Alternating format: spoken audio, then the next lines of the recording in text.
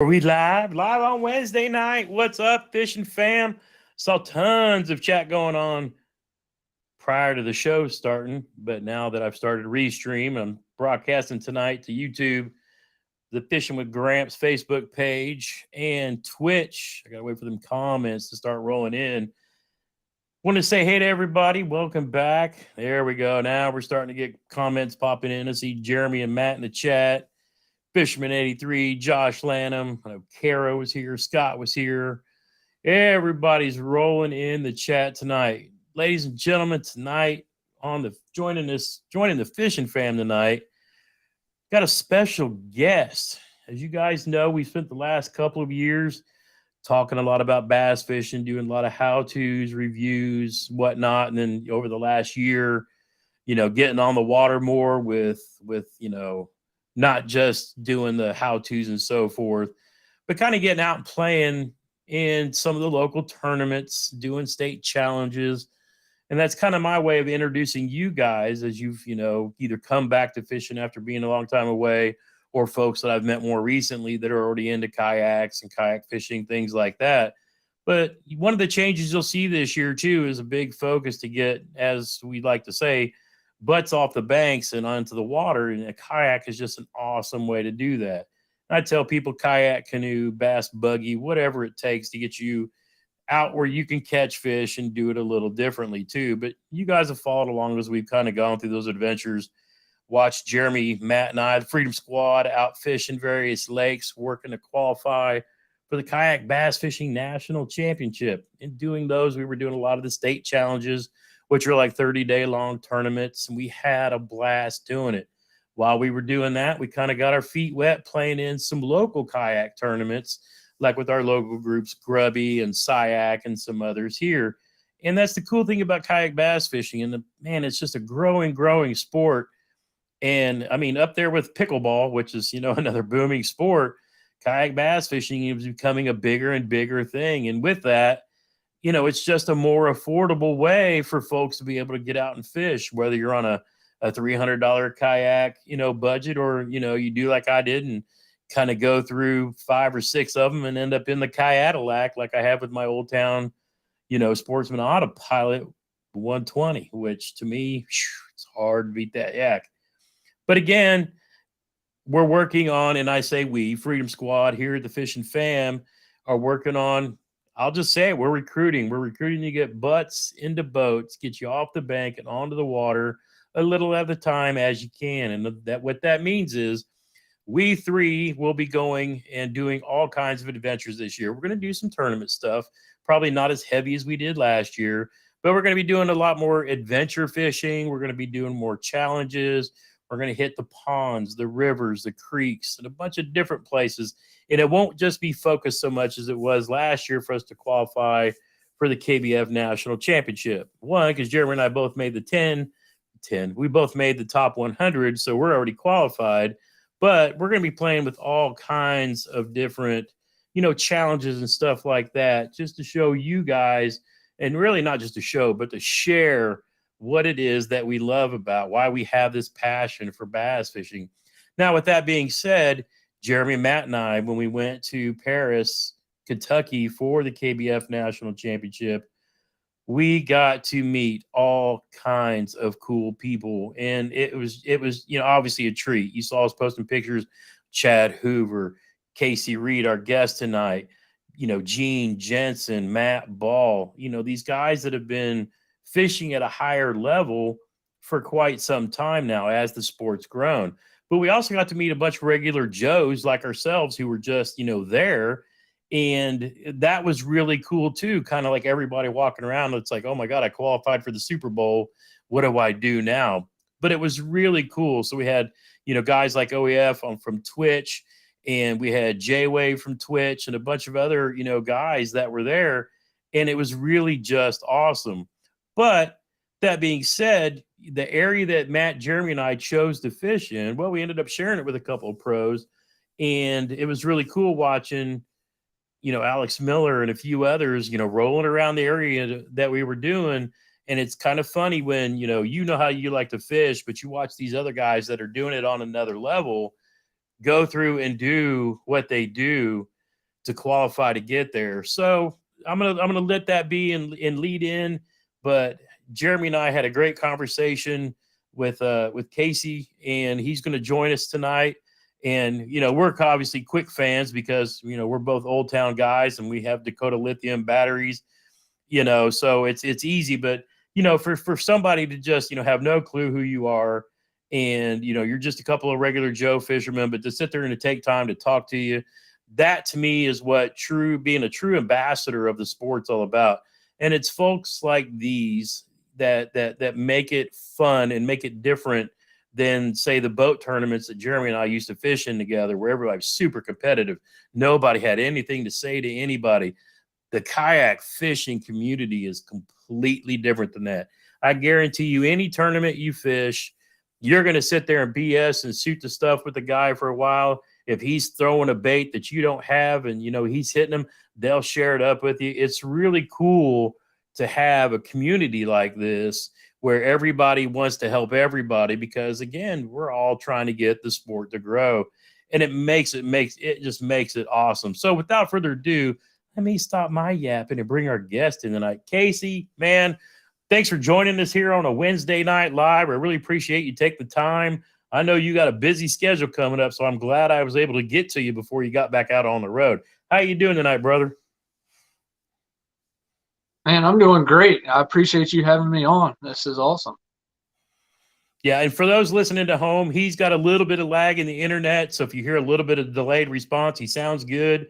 But if you hear a little bit of delayed response, that's all it is. You know how it is, internet. In some places, it's just the way it goes sometimes. So if you would, break down for us, because we'll talk about some accolades and all the cool stuff you got coming up here in a little bit. But kind of really get us into a little bit of how you got into fishing, and then how you even got from that into kayak fishing, because again, it's somewhat of a newer sport, but it's been around a little longer than a lot of people might really realize as far as the tournament scene goes. I'm just getting into the tournament side of it, and I didn't even realize that, these tournaments have been going on for a good long time now. Yeah, so I mean, I grew up when I was pretty young. I just fished in the creek in the backyard, or we had at one of the houses we had a lake, next to us, and I just sneak down there and do some catfishing, bass fishing, just whatever. And as I kind of got into the teenage years, I kind of got out of fishing a little bit, and got into some other things. But we one year I went to the beach, and we went to the pier, and they had some fishing rods for rent, and we had went out there and saw people catching like some sharks and just all sorts of different kinds of fish. And so me and my buddies, I was like, hey, let's rent a couple of these rods and go out here and get some shrimp and throw it out there. And like that's kind of what relit the fishing for me. I was probably 18, 19 at the time, and just just as soon as I got back from the beach, I went to the lake and just started fishing. And I guess it was a few years after that where I finally got my first kayak. And we have the James River that's right here in Lynchburg, and I just do a couple little floats with some friends and their canoes and kayaks and stuff.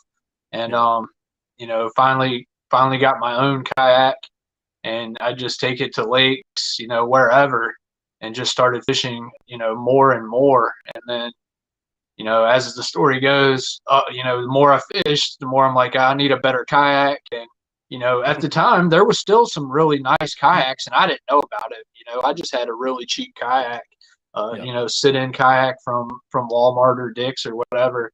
And, I found out about the sit on top kayaks, and I got one of those, and I was like, just loving life. And then, I had a few days on the water where I was fishing 10, 12 hours, and, there's just those little padded seats on top of the deck don't do a whole lot for you. So, I started researching more, and found, actually, that's when I found Old Towns, and decided to get in a Predator 13 at the time. And, that after that, it was all over with, man. I hear you, because I was the same way. I mean, I started out in the little red or blue, kayak from Walmart, and then I found a fishing kayak. I can't remember. It was maybe like a Sun Dolphin or something, but had a couple rod holders versus Yep. the ones you kind of install yourself or throw a crate behind you. And then I started putting on a little weight because I was going to school at the time. So I was like, I need something that's going to support me a little bit better.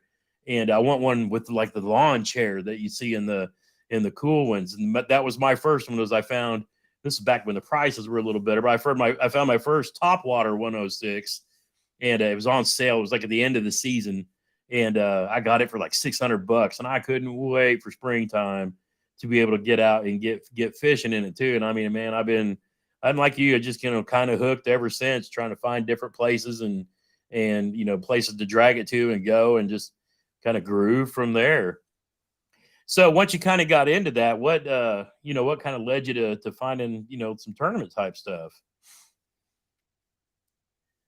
So I was fishing Smith Mountain Lake one day, and I can't remember exactly how it happened, but a couple of guys that live around the lake, and I guess they're big kayakers. And I still at this time I had my first sit on top. It was nothing special. It was like a Pelican catch or something. And back then, Yeah. it was just like it literally just had two rod holders, and that's no frame seat or anything. But I think they stopped by the ramp. They saw me there quite a bit, and I was out there striper fishing, and so I think they stopped by, and we got to talking. And they had the nicer kayaks. Like one of them had the Pred 13, and the other had like a Jackson or something. But anyways, I got to talking to them, and there was a local club. I think they had like 5, 6, 7, maybe 8 people fishing at the time, but they would hold little tournaments around the area. And I was like, man, that's awesome. I had no idea about any of this. And I just like started fishing with a buddy in his boat fishing tournaments. So like that kind of got my feet wet into just tournaments in general. Right. And then I'm like, well, I fish out of a kayak. So like, yeah, I'm going to fish a tournament out of kayak. So we fished with them for a couple years, and, just had an absolute blast. Like it was so fun. It's really at its core right there. It's literally, like I said, 5, 6, 7, 8 people on a small body of water a lot of times, and just having a tournament so you can catch the 5 biggest fish. And it's kind of not like what KBF is now. Obviously it's not on that scale or anything, but it's still competitive. But it's so it's just friends out there basically. So you always have a lot of fun. Yeah, it's kind of that's kind of how we started too, because a lot of us, we'll team up and kind of just roll around and fish together, even though we're fishing against each other. But we'll be sitting there BSing and shooting a breeze, just having a good time.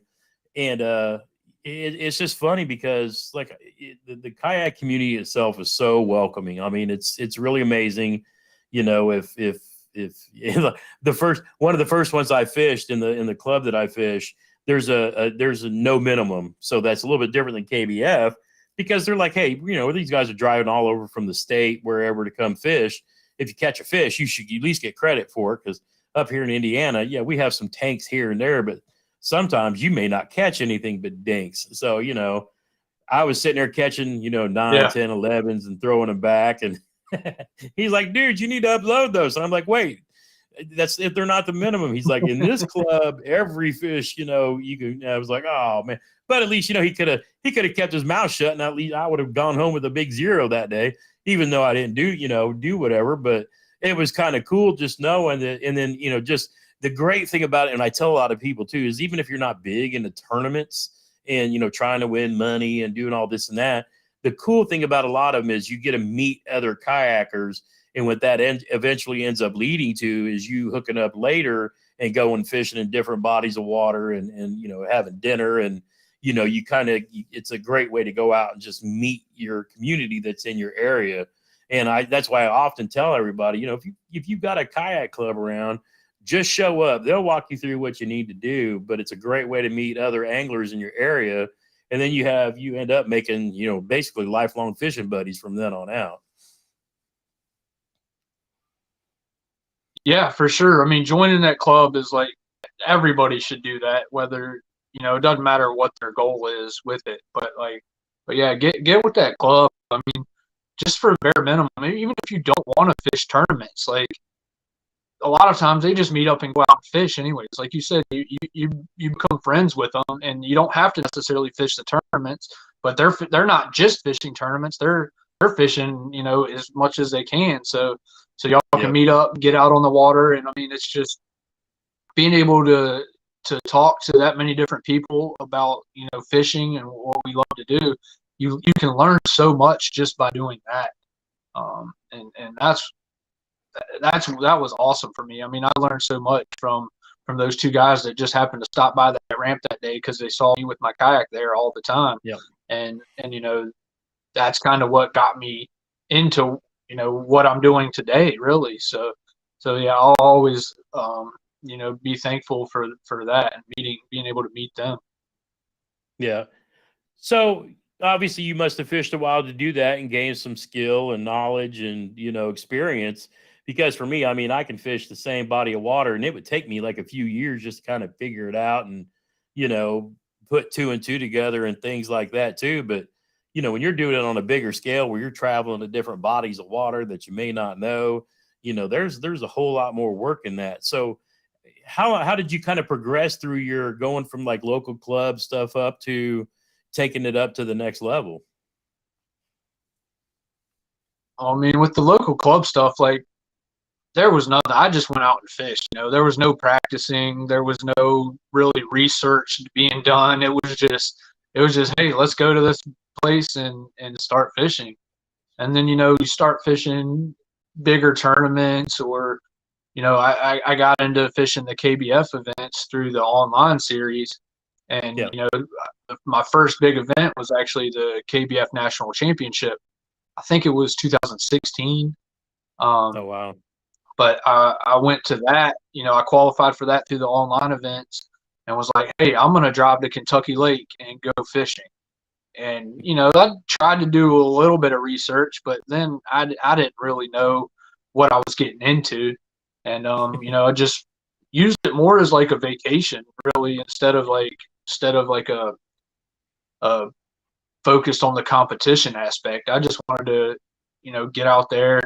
I knew there was going to be a ton of people there, you know, meet people that I've talked to and seen online over the past Yeah. couple years, and just get out there and fish you know, world class fishery. That was really the goal for me for that first national championship. And you know, it happened just like that. Like I got there, there was, I don't remember how many people were at that event. I'd say like 300 probably, and Wow. I knew them all. I knew it was so many people from Facebook just being online and being able to actually meet them. You know, after talking with them, chatting with them online, being able to put a face to the name and actually talk to them and get to know them a little bit better in person. Like that was awesome. And you know, to that day, there was people that I met there that, like, you know, we still talk today, and quite a few actually. But yeah, I mean, it was just awesome getting to go to that national championship, and even though it wasn't, like I said, it wasn't a huge competition that, for me. Like I wasn't super focused on the competition aspect, but more meeting people and getting to know people, just like we were just talking about doing locally. But this was more on a kind Yeah. of national level, which was really cool.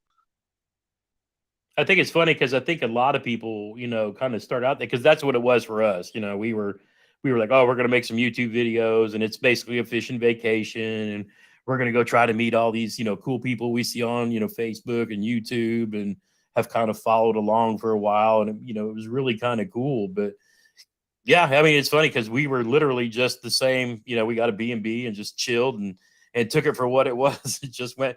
We Yeah. weren't in a hurry. Even on the competition days, we show up at the ramp after everybody else is gone. We go eat breakfast. You know, we're just there to kind of hang out and see what happens. And then we jacked around and made the top 100. And then it's like, oh, now what? So, how did you do your first national championship? How did you end up fishing there? You know, I honestly can't remember. It wasn't good. I don't think I had a limit for. I guess it was a 2 day event. I can't remember, but I didn't have a Right. limit. I can almost guarantee you that. Me and my buddy, you know, I fished Smith Mountain Lake with him a lot, and we both decided to go to that. And KBF did it. He actually didn't even qualify for the national championship, but that year they did an open event before the national championship, so that was like the Okay. last chance to qualify. And I think he ended up finishing like 7th place in the open, and ended up qualifying, and we were able to both fish the national championship. And we were on this one little area that had, I mean, it had the winning fish there. It was just tough, and it was pressure. There was a lot of people there, and luckily he, like I said, he squeezed out that, I think it was a 6th or 7th place finish or something for the open. But unfortunately, I don't think either one of us did that great for the national championship. Yeah, it's kind of the way we were. We would fish the state challenges as kind of a way to learn and whatnot, but then we took advantage of mayhem, and I probably took 2 weeks, took off for 2 weeks. Just for us, it was making it like in the top half of our state. And it's like, we have all these hammers in Indiana: Mike Elsa, Matt Kiefer, Glenn Landstrom, Brian Sparks. It's like you go through a name and it's like an all-star cast, and it's like, how are we going to be in the top 15 with these guys to try to qualify? But yeah, on the last day I caught the fish I needed to end up 12th, and my brother caught one as the sun was going down to squeeze in that final 15th spot. But it was really cool because we were going to go anyway. We wanted to go and kind of just be there and check out people too, but actually to be able to go and show up and then actually fishing, it was really kind of cool. But yeah. So what was the year, or what did it take for you to kind of move from, okay, I'm like a fanboy of the sport, and we're just here stargazing and all this. What did it take for you to kind of move from there to probably, I guess, taking it a little more serious to kind of elevate your skills to where you are now?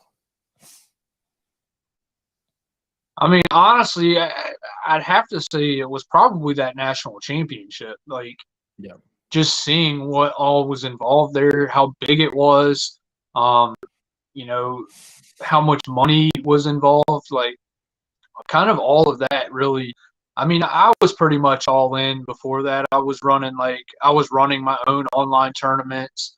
I had Okay. started my own, I think right about that time or right before, I'd started my own club right around here, or basically in Virginia. We kind of traveled quite a ways in Virginia and helped tournaments. So like I was kind of all in, but definitely that national championship kind of like really opened my eyes to what it is, what it really is, and what it could become from there. I mean, it was just huge. Like that yeah, it definitely opened my eyes to what could be done. Now, is this your second? We'll talk about the 10 here in a minute. But is this the second time you qualified for the 10? Am I remembering? Yep, it's my second time. Yep. Okay. Yeah, and that's what For me, I'm still kind of going back while I'm trying to grow it. Grow on YouTube myself and doing a lot of basic teaching and whatnot, and trying to be more and more involved in the sport, because obviously now that I'm kind of got my feet in the water, I love the fact that I can, talk to people and kind of be a voice for promoting the sport. I don't really have any aspirations to be, one of the top dogs in the sport, but I love everything about it. I've always been a fan of, Bass and an MLF, and then everything that KBF and everybody else is doing. And so I kind of want to be one of those voices that kind of really promote it, the Dave Mercer or Mark Zona, if you will, and, kind of guide people to get into it more so that the sport itself grows. Because I think as the sport grows and we lift up all the different levels, then that, for the guys that are fishing on the top end of it, that promotes the sport even higher up there and bring in more sponsors, as we as a group spending money on products and things like that as you get into the sport. But having the opportunity to be able to talk to guys that really kind of, have found their way in the sport and, have moved up into the upper echelon, if you will.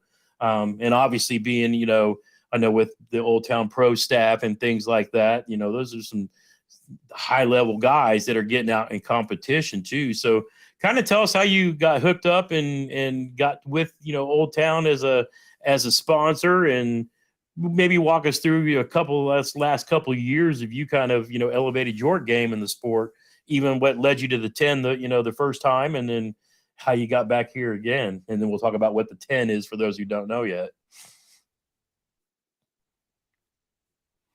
Yeah, so I think it was like 2017. I had been in my old town for probably a year or two, and I knew the of like pro staff positions for different companies, and I knew what was kind of involved in that, and that's like me running tournament trails and fishing as much as I did.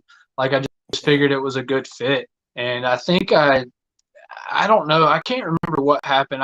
Somehow I found an application or something, and I just sent them an application, and they got back to me really quick and were like, "Hey, sorry, the application period's over, but we'll consider you for next year." And then it was right around December is usually when they announce who they've added to the pro staff. And I got an email saying, "Hey, do you still want to be on the pro staff?" And I'm like, "Yeah." And from then on, like they brought me on that year, and I've been with them ever since. And they were my first pro staff position, sponsor, whatever you want to call it. And I mean, I'm truly grateful to them. Like I absolutely love their products. I was in them before, long before I even knew what a pro staff position was. And I mean, I honestly continue to use them today because I really believe they're the best for me. So, and they're just, not only are they, do I think they have the best product for me, but they're just the best company. They do so much for us and involve us so much into everything that they do, that like it's just great to feel like you're a part of something, and not just getting, a lot of companies just give you a discount and that, that's kind of it. But we're really a part of, we're a true team together, and they really help us out as much as we help them out. So that always feels great.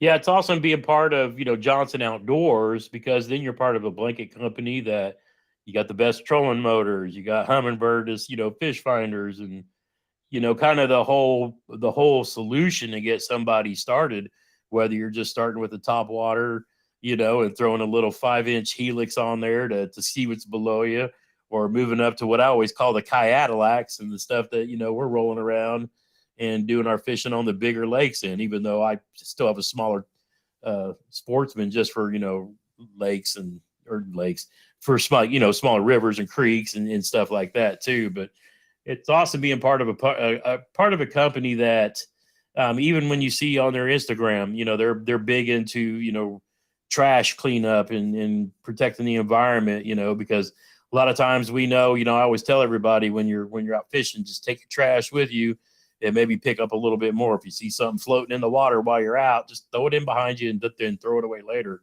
So it's nice to see people that are, real stewards of the environment, as well as being a good company, takes care of its people, but also makes good quality products.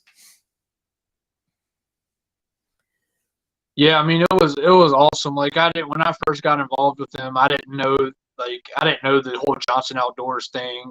I just knew it was Old Town and Ocean Kayaks at the time, and then I realized it was Humminbird and Minn Kota, and I started using the Humminbird products, and that's kind of what got me turned on to that. And like I'm just, I mean, you've seen my kayak now. I'm just loaded down with everything I can get on there, all the Humminbird stuff I can get.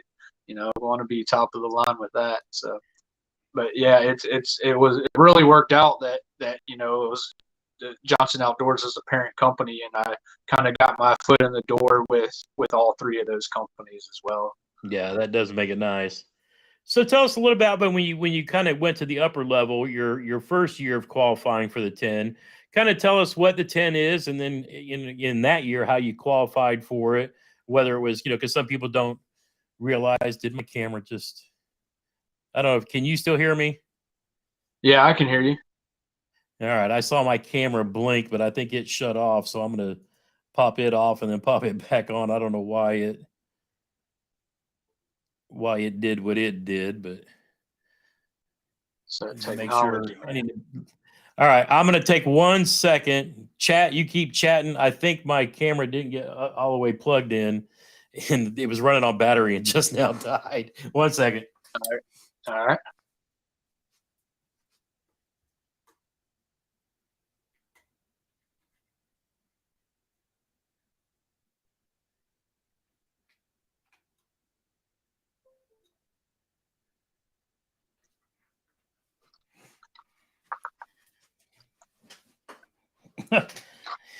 There we go. Hopefully I'm back.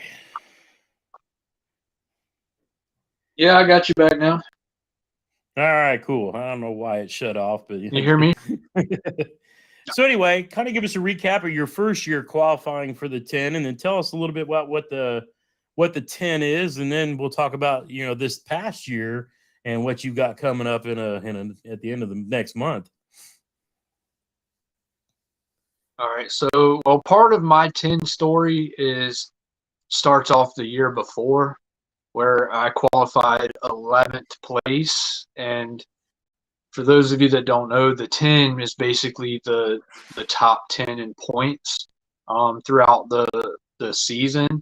And so being I finished 11th place, I missed out by one spot. And at any tournament, that could have been a quarter of an inch that would have moved me up one place in that tournament, which would in turn have given me the points I needed to qualify for the 10.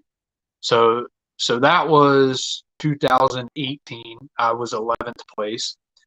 2019, I've had my best season so far, I think. So, I won an event here in Virginia on Lake Anna. I won it was basically the trail. I'm getting confused now. I won the Trail Series Championship on Lake Erie out of Presque Isle Bay. Okay. Now I can't remember if that's the same year I won an event on Smith Mountain Lake or if that was the next year. But anyways, had a great season. I ended up finishing, I believe, 6th place in points for the year, which got me into the 10.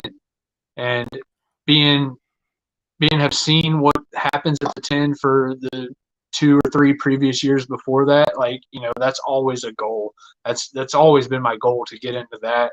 It's literally, you got the top 10 people fishing against each other for $10,000, and everybody's guaranteed a paycheck when you make it into the 10. So if you can just fin that 10th place, you're guaranteed that $1,000. And then if you can beat your 9 other competitors, you have a chance to take home $10,000.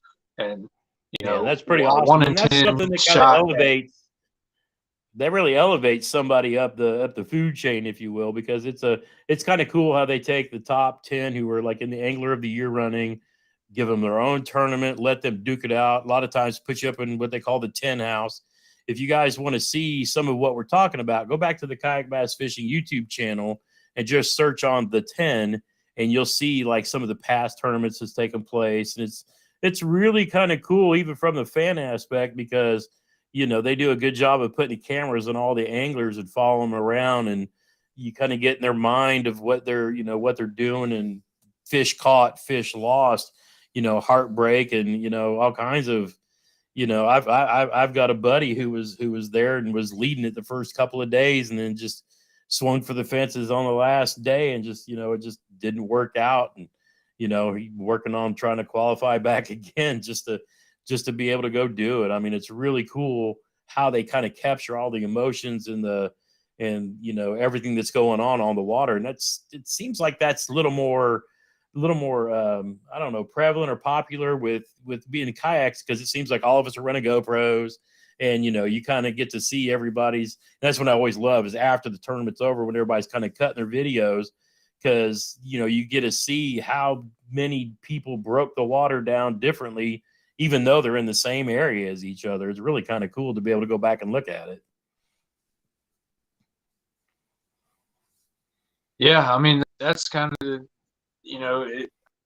I'm not great at fishing Florida. It's a lot different style of fishing than what I love to do and what I feel like I'm really good at. But over the years I've gotten a lot better. But it always seems like there is so much different things you can do down there. It's not just like flipping grass. Like a lot of times you just doing research, what you tend to find is just everybody says, "Oh, go flip grass," but there's so much more you can do out there. And it's there's some really great fisheries that we've hit down there. Yeah. It makes it, I mean, it's cool that it's, speaking of the devil, Mr. Hoover, Chad has joined us in the chat, but it's cool that they find like big fish fisheries for you guys to attack, because I mean, while even though there's a big bass tournament going on, the fact that somebody can walk out of there catching a double digit monster, always adds to the next level of excitement. Now, I can't say that I'm looking forward to fishing around gators someday, but I mean, I know that's part of it too. And I guess they're used to being around people there too, but I ain't saying I'm looking forward to all that, but it does make it cool. So tell us a little bit about your first experience at the 10, and what did you learn from that you hope to take into the next one? So I just had like the first 10 I wasn't on anything great. I was around a lot of fish, but there wasn't a lot of big fish around there. I wasn't catching a lot of big fish. It was a lot of cookie cutter, like 14, 15, 16-inch fish. And I think it was the first day of the 10. I think I was catching, I probably had like a limit of my 14, 15, 16s. And I toss over there next to this hyacinth mat and feel a thump, and I set the hook, and I just see this bat come out of the water. It was just like dark black, and it was big, and I thought it was a bowfin. I'm like, there's no way that was a bass. And it came off, and then I flipped right back over there, and then I caught like a 14, 15-incher, and I'm like, that's kind of weird. I'm like, there's no way that was the same fish that I just had bite. And I measured that fish, whatever, threw it back, flipped right over there again, and freaking it was it was 23 and 3/4 inch largemouth, freaking just smashes it.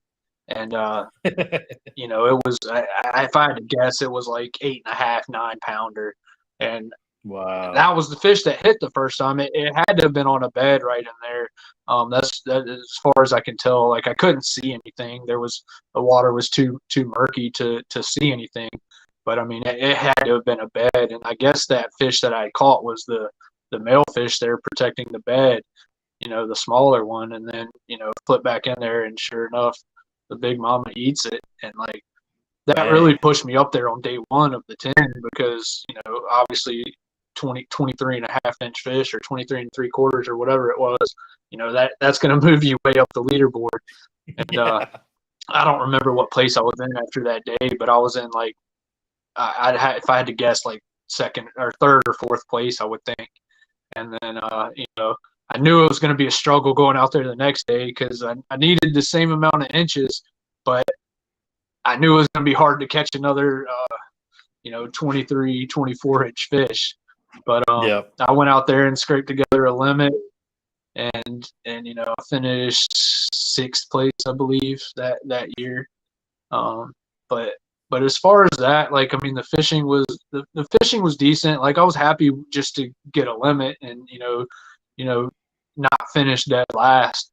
But I mean, the experience was just awesome. I mean, like you were talking about the 10 house, like it was basically a small mansion they put us up in, and I don't know how many bedrooms was in that thing, but it was at least 10, 11 bedrooms.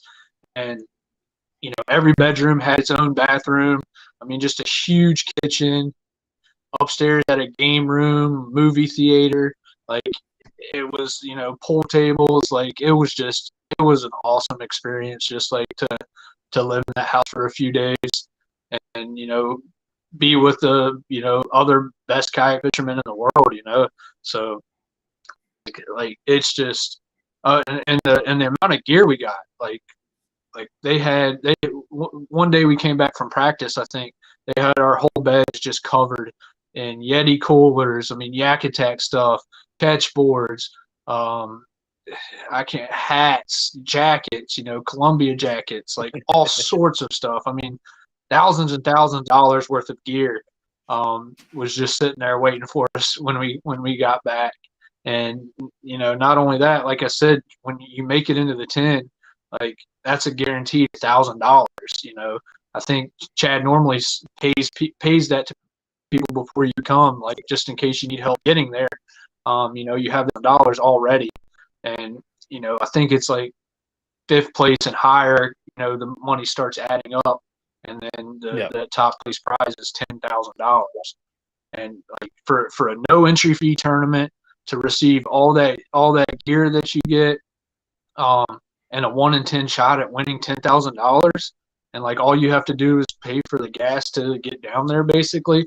Like that's the best tournament in my opinion. Like hands down. I mean, it's the top 10. Like to get in that top 10, I don't care what you're doing. Like you're doing something good. Like so it's a fun event, and like I said, man, I'm looking forward to getting back in there this year and seeing what I can pull off.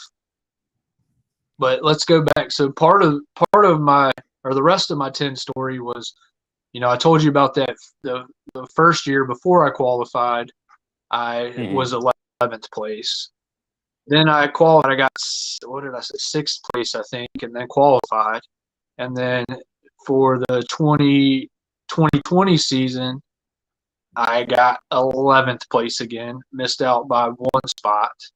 That's, to do that 2 times, that's a freaking heartbreaker. Like I was so bummed. Like it was any event I could have fished. I could have, if I would have got a quarter of an inch to pass one person in that event, I would have had the points to upgrade and get into that 10th place spot again.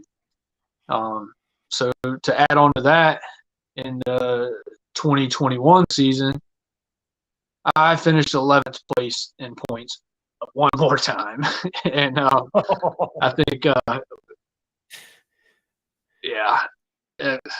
I mean, it's almost unbelievable. Like they're going to have to give you a nickname of like door knocker because you're always knocking on the door trying to get in.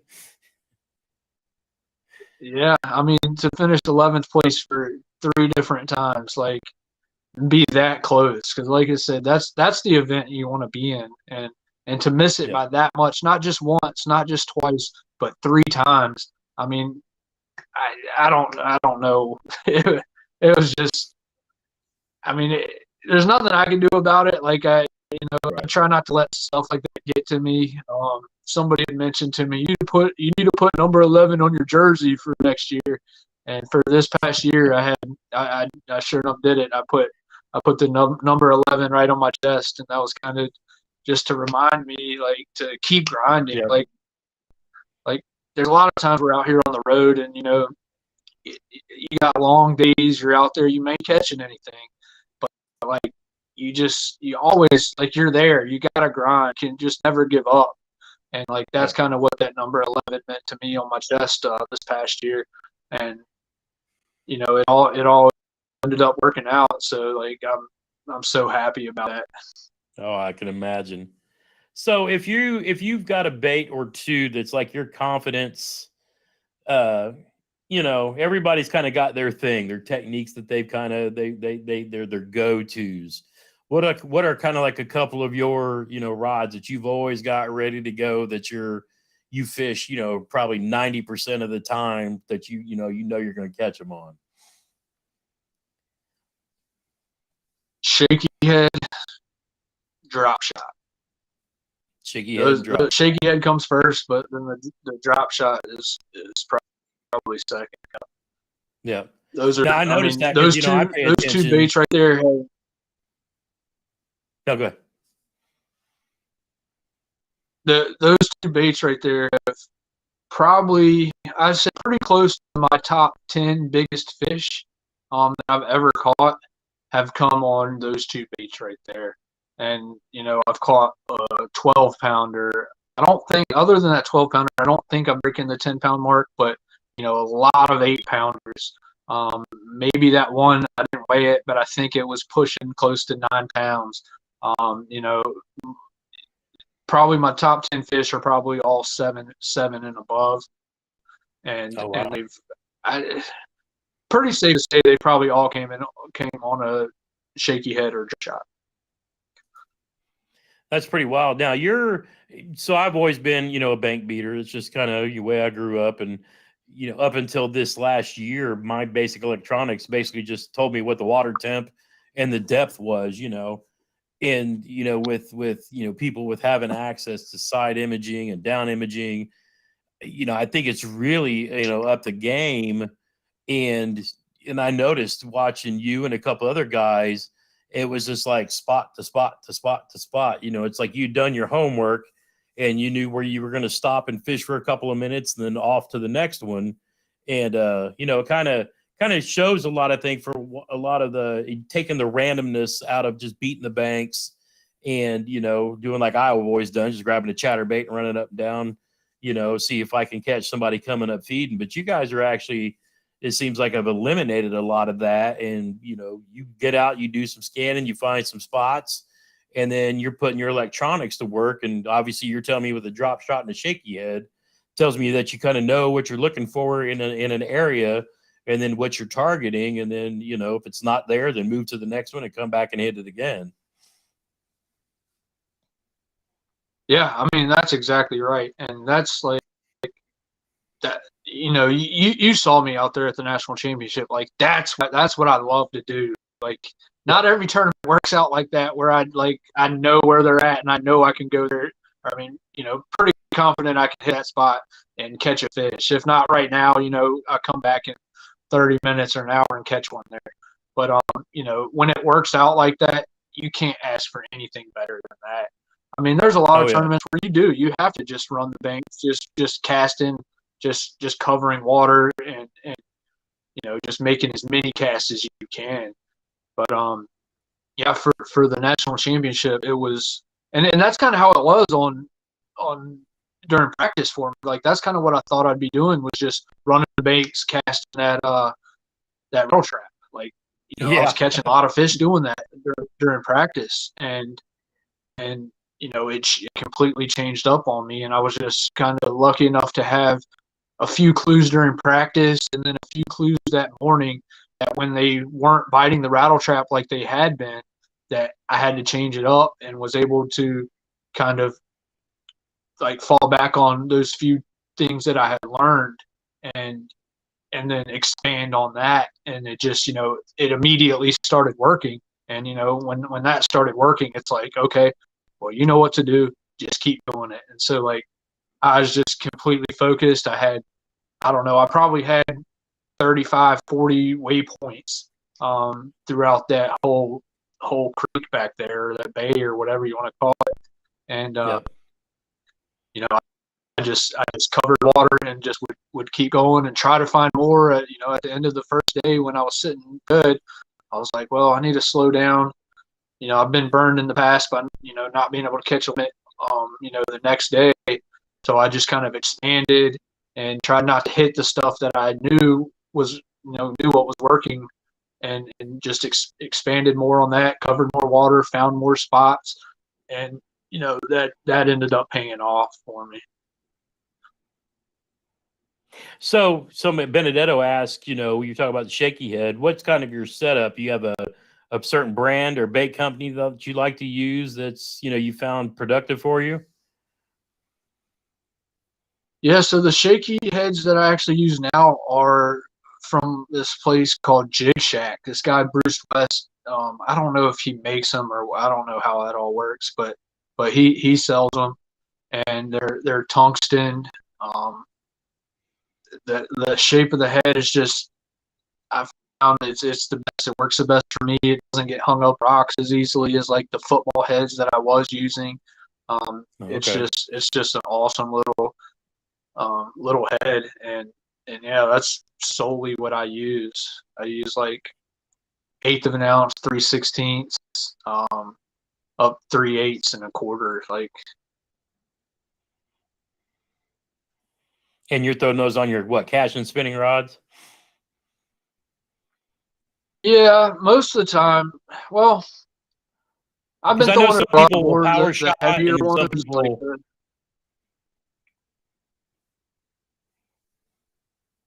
yeah. So the shaky head I throw on like on the spinning rod or a bait caster if I get the little bit heavier of the weight on there. If I need a bomb cast, if I'm just trying to cover water with it.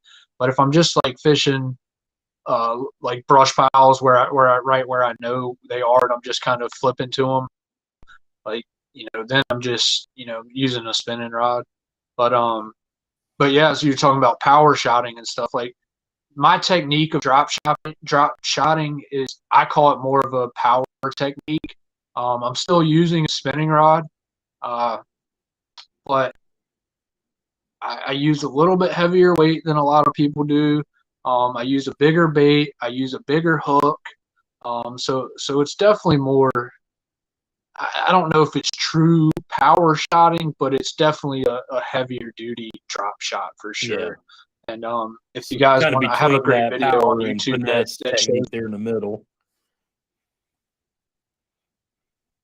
Yeah, exactly. Like I can fish it just like you would fish a finesse, style, but I can also throw it right in the middle of a brush pile and be able to get out there if I need to.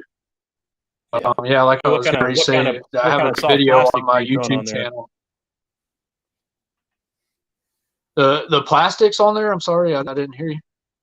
Yeah, what kind of soft plastics are you throwing on your shaky heads?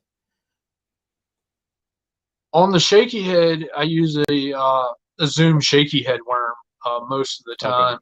time. The Zoom trick worm is really good too, but for the most part, it's the shaky head worm. It's the mag shaky head worm. It's like, I think it's about 7 inches long. Oh, okay. And for the drop shot, it's the robo worm. It's a 7 inch straight tail. Okay. Any particular colors that you like over another, or do you just basing a lot of that on? I know some people say color don't matter. Other people, color means, I've got to have 50 different colors of every kind of whatever.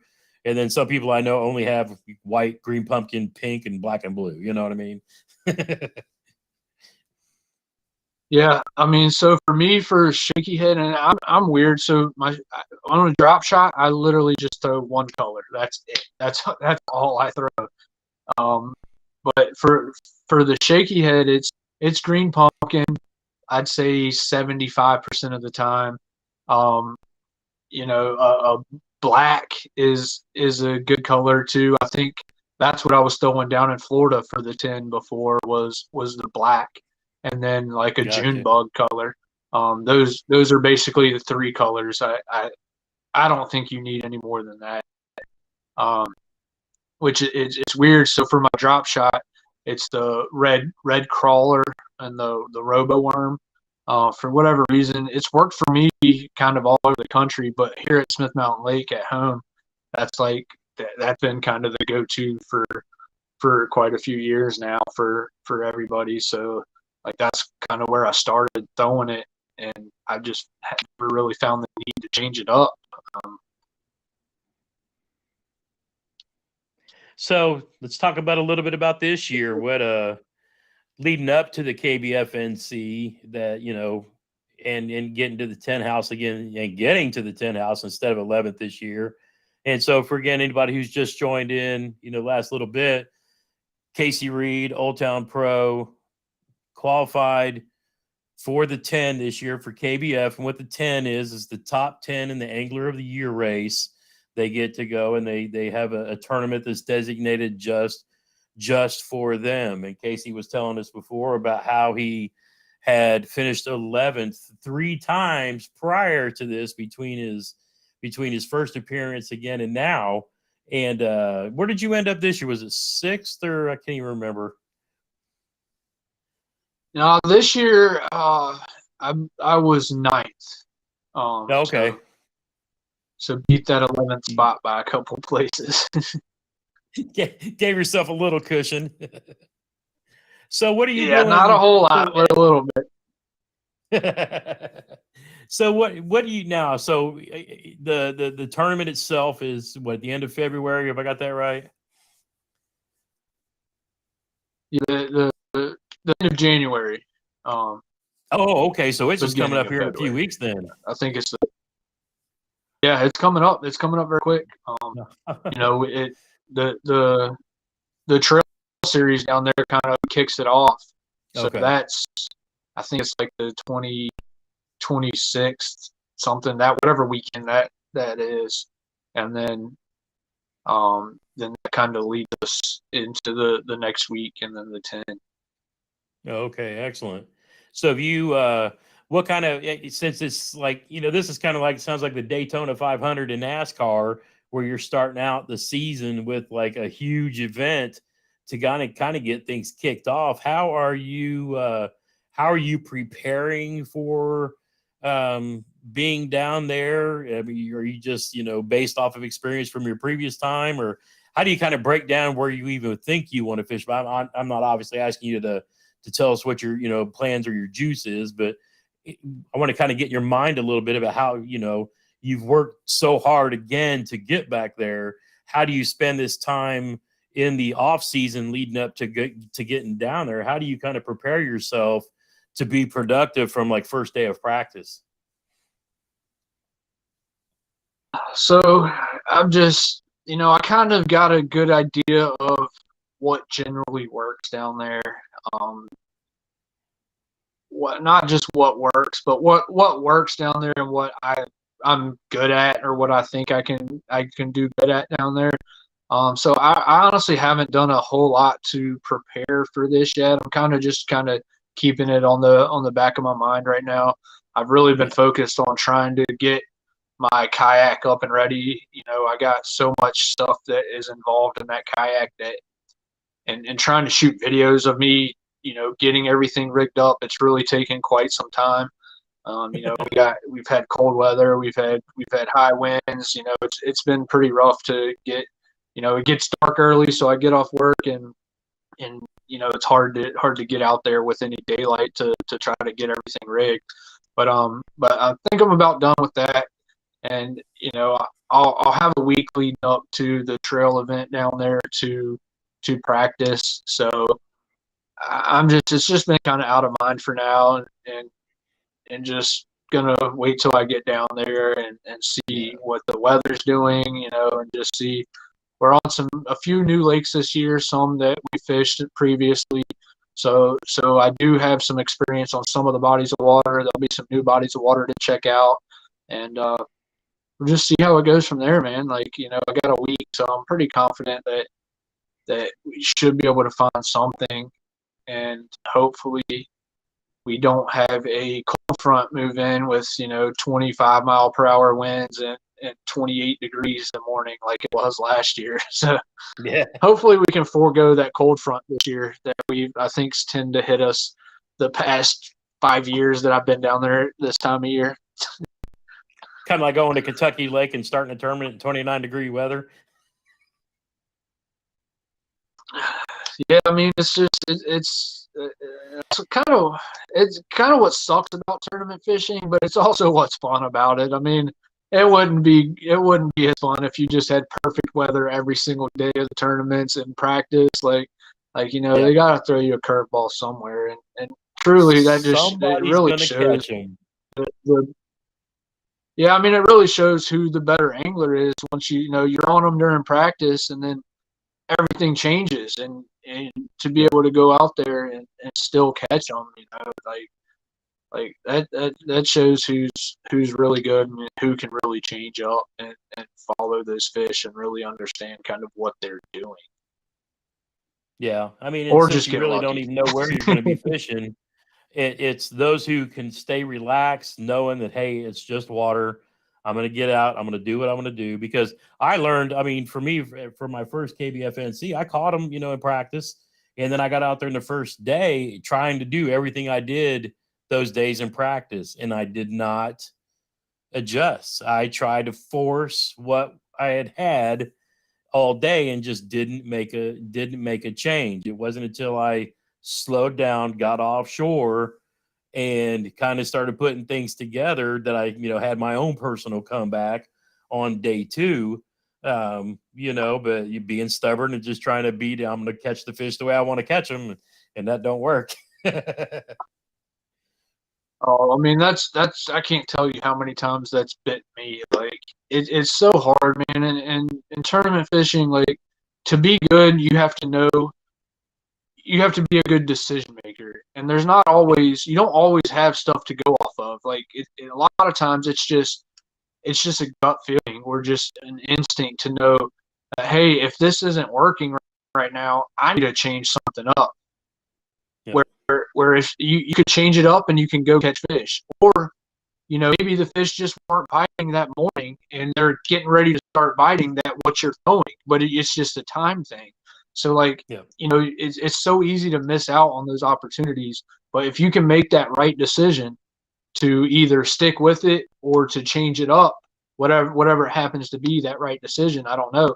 But if you make that right decision, you're gonna succeed in that event. If you make that wrong decision and don't continue to change up, then you're not gonna end up very well. So like really, I don't know any better way to put it other than it's all about those decision making, and Yep. there's not necessarily to know the right or wrong, but it's just like it's just having that feeling or being like, okay, this isn't working now, or maybe you come back to it. It's just you got to make all those right decisions.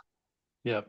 And that comes with experience. I mean, the more time, and a lot of newer anglers, once you get off the bank and onto the water and in the kayak, you'll learn. And because for me, for day two, I just went fishing, and that took everything off of it and just let me go catch fish, just doing what I do and trying the different favorite things that I like to do and figuring little pieces out here and there. And really, I mean, we talk about tournament fishing a lot, but that's fishing a lot of days too. It's just, being on the water and adjusting to what's going on and figuring out how you got to trick these little green and bound boogers into biting what you're throwing at them. But that's half the fun too, because while a lot of people realize, oh, I'm in this super competition, you're always just fishing against yourself and the fish. What everybody else does is what they're going to do. It comes down to what you're doing to beat them dang fish and then get them on the board. Yeah, I mean that's really what it comes down to, man. You got to fish, you got to figure them out, and you got to beat them. If you can do that, you have a shot at winning the tournament. But it's hard not to focus on what other people are doing. We hear a lot of talk. We're a close knit community, so like leading up to events, you hear a lot of talk like, oh, so and so is just on them. They're catching them. They're gonna win. They've been catching 102 inches every day of practice, or like in 5 different spots. Like they can go anywhere on this lake and catch 100 inches. And then stuff like that can a lot of times get in people's heads. And Oh yeah. I definitely think people use that to their advantage, and maybe start spreading some rumors of their own. Um, but yeah, I mean, Yeah, it was like after it's every just day there if you was can some just magic keep. thing that was catching them all. First it was a rattle trap. And I throw a rattle trap and catch a drum. It's just like but it's funny how it just works out that way. But that's half the fun too. Yeah, and I mean that's how you learn too. If you're still like learning and trying to gain knowledge. I mean, we're all still learning, but yeah, it's just like it's. I learned a long time ago. Like it's so hard to go catch other people's fish. Um, Yep. don't go off the dock talk. I mean, sometimes it can help you out if you're really struggling, but like really my biggest thing was like I threw a shaky head that season. I did real good, 2019. I wish I had the exact numbers, but I'd be willing to bet I caught probably over 95% of my fish in that whole season on a shaky head. And a shaky head is just a bait that I would, if I could have it in my hand all the time and throw and just, I didn't have to throw anything else, that's what I'd be throwing. Like, I feel like I'm good at it. I know where I need to throw it, the different types of places that it works the best. And that's my confidence bait. And to be able to have a great season like that, catch over 95% of your fish throughout that whole season, all the way from Erie to Florida, South Carolina, Tennessee, I'm not sure where all we went that year, but all over the country basically to catch fish on that one bait, and do good competitively in a nationwide trail. Like it speaks for itself and says like, hey, if you're confident in something, that's what you need to be doing. You need to go to those places that you're familiar with, like maybe not familiar with that exact area, but the types of areas. Like if something looks like a lake back home where you throw a shaky head and catch fish at, like go to those types of areas on this other body of water, and you're likely going to go there and catch fish. I mean, it doesn't always work like that, and obviously, like you want to be as well-rounded of an angler as possible. So learning the new techniques as well. But I'll tell you, a lot of times tournaments aren't the places to learn those new techniques.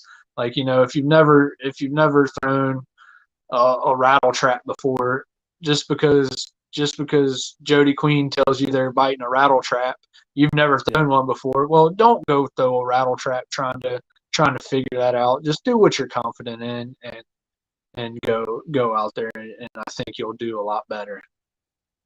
Now, so for my friends that are tournament anglers, you're doing your state challenges, you're fishing the local derbs, you want to start working on that skill set to, compete in more of some of the state trail series or even the KBF trail. You always hear a lot of talk about electronics. And these days, we started out with side scan and then down imaging. And for me, it's still something I'm just getting, into. How much do you use the side and down versus, say, in the Humminbird case, the mega or the forward facing piece of it? Have you 100%, are you using like one set of the technologies for scouting during practice, and then when it's go time, you're pure forward facing, or what's your kind of go-to thoughts on modern electronics? I mean, obviously, I have on my rig for this year, I have two Helix 10s. I have Mega Live. I have Mega 360.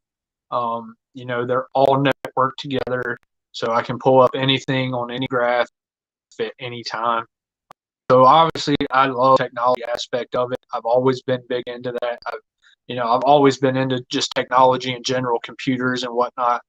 So these fish finders, they do, I have an edge on there just being real familiar with technology in general.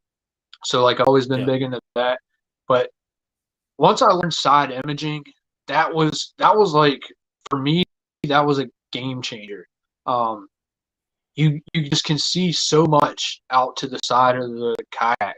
And before that, you'd have to go like right over top of something before you'd see it. Now I can see 100 feet, 150 feet out to my left side, 150 feet out to my right side. Like that's huge, especially on a small body of water. If you're fishing ponds and lakes back home, you can really see what's out there on the bottom. And for me, it really helped. Getting off the bank and fishing offshore stuff. When I first got my side imaging, it seemed like there wasn't a ton of that kind of in the kayak community anyways. There wasn't a ton of people fishing offshore stuff. They they didn't maybe have as good of electronics as I had at the time. So so it just wasn't as prevalent as it is today. There's so many people have 1, 2 graphs on there, 9, 10, 12-inch screen on their kayaks, if not multiple, with forward facing and 360 as well. So you have a lot more people doing that stuff now. But at first it was just huge because I would find stuff, and I really had my stuff dialed in. So I would see stuff, even if somebody did have side imaging, they may not see what I'm seeing, and they'll just pass right over it. So being able to fish those little areas that were holding fish that people weren't seeing at the time. Let me jump on that real quick, because it I was think a lot of awesome. people have a misconception, because and if they're not paying close attention to the advice that you're giving them, you're not talking about using the side imaging to see the fish. You're talking about using side imaging to see the structure, not at the all. brush piles, the rocks. Exactly. My best advice, and I don't know if it's the best advice, but something that I can give to other people using side imaging is anytime you see something inconsistent, like if I see a big black spot somewhere on my side imaging, I'm gonna either go just check it out or make a cast to it or just see what it is, because a lot of times that's there's something there, whether you can tell what it is or not, whether it's a rock, if it's like a hard spot, if it's a dip, there's something there. So if you're just going along the bank and you just got your, it just looks nice and flat, you're not seeing anything on your side imaging, and then all of a sudden you just see, like I said, you may not have it dialed in perfectly, but you see a black spot somewhere. I'm going to cast over to that. That means there's something there, and it may not be something good. It may, but I'm going to check it out, and because it could be something that's holding the winning fish. Whether it's a Yep. little stick, an old fence post, or a little grass bed that's underwater that you can't see, or whatever it could be. I can't tell you how many times I've found little stuff like that and just caught, maybe not a ton of fish off of it, but 1 or 2 fish. And Yep. 1 or 2 fish in a tournament goes a long way. Oh yeah, it makes a difference too, because I tell, and I kind of learned this last year, because I was using a Garmin, and I just, kind of jumped in head first.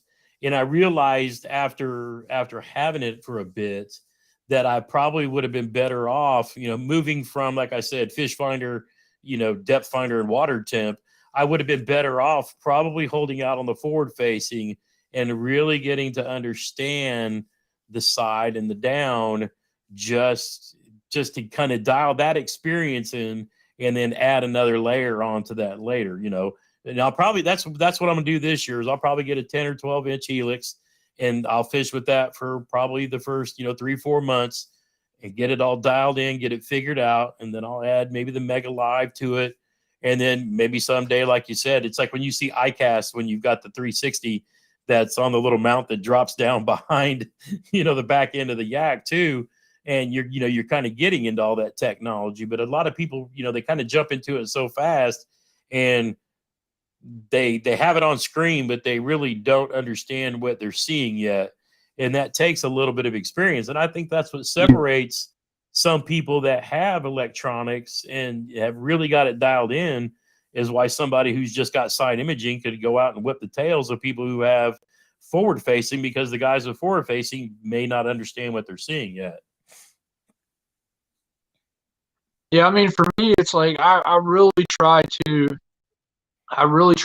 learn something before I take that next step. So like, for example, I first got side imaging. I had a 5-inch helix that had side imaging on it, and I didn't know. I'd never used side imaging before. I tried using it. I had no idea what I was doing, so I just didn't use it for a long time.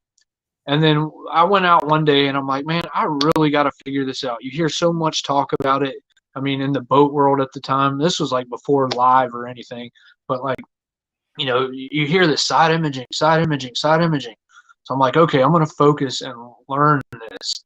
And, I went out there and watched videos and got some time on the water with it, got my settings tweaked a little bit. And like, it just like clicked with me. And it was like, okay, I understand this now. I see what I'm seeing. I got it dialed in. I know what's going on. And that was the moment where I'm like, okay, I see this. I got a 5-inch screen. I literally went and bought a Helix 10. And I'm like, this side imaging is awesome. 5 inches is way too small for side imaging. So let's go with a 10.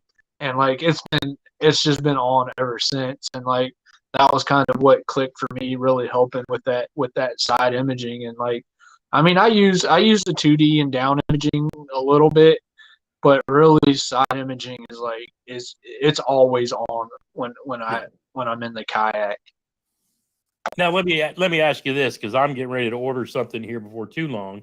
If you were just going to be running one unit, is the 10 good enough, or would you even consider going to a 12 if you were just running one? Is the upgrade worth it or not? Or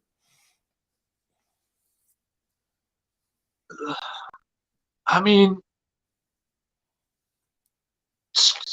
bigger screen's always better. Like, I thought about going to the 12 or having 112, and I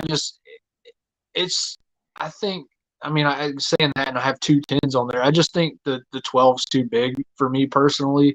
I yeah, think, plus I already have so much weight on that kayak that like I don't think I need to be adding any more. I honestly think the tens will do good. It really depends on where you're mounting it and how you're interacting with it. I yeah, always think if you have it further away from you, and maybe even if you have, I've seen a lot of people have it center mounted, that's right in where I'm front of at. their Yeah, motor on their autopilot. But well, if you're doing that, then I mean the 12 may be the way to go. yeah. I don't really like the center mount thing. I like to keep my deck open. I launch, I walk down my kayak, so I just don't Oh, like okay, having yeah, something going across right there. But yeah. I definitely think that's a great option for people that want to do it that way. And if you do it that way, I mean a 10 may be the way to go. I'll tell you the reason I'm sorry, the 12 may be the way to go. But the reason why I went with two screens, and I don't know what your whole setup is or what you plan to do, but with the 360, when I got the 360, I went with two screens just because I knew I wasn't going to always have the 360, have a need for it every time I go out. So I wanted to be able to remove it. And with that, you'd have to change the plugs out to be able to get your side imaging without that 360 transducer. Okay, So I just figured it'd be easier to be able to have two screens, have the 360 hooked up, still have my side imaging when my 360 is not in the water, and still have everything else ready to go. So I really think that if you have a 360 to go with two screens, but a lot of people don't, and I'm sure it works for a lot of people, but it wouldn't have worked for me personally. yeah. I'm still trying to play with the dipping my toes in the water, a little bit at a time and learning more, because obviously, my channel is more focused on teaching folks how to do it. And I kind of like share my journey as I go with it. I've been tournament fishing for decades, but, moving into a kayak and, even just getting into this level, I'm all about catching fish, whether you're out in a tournament or just fishing for fun or doing the state challenges or whatever. But Yep. I'm a techie guy, so I'm like, I want to play with a lot of that stuff too. So I'll probably start with one, and then we'll see Oh where I'm yeah, at next year and so forth. But a little at a time. there you go. All right. Well, we are at 8:20. I was going to only keep you for about an hour, but we get. I always love picking the brains of, and I like starting to talk to people who are share the passion, obviously, and kind of how you got into it too. But then I know we've also got some folks that are fishing in derbs and thinking about upgrades, and if you're looking at the hummingbird, those are the cats that came out with the side imaging.